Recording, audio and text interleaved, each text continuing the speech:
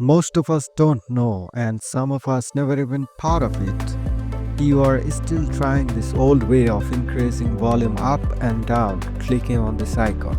So let's try this new way. First of all, go to the link in the description.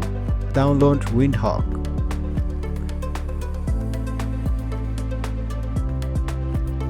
and install it. Follow the steps.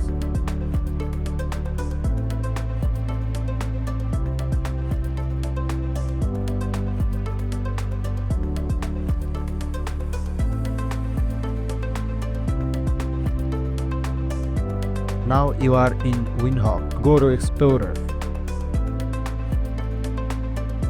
and click Taskbar Volume Control and install it.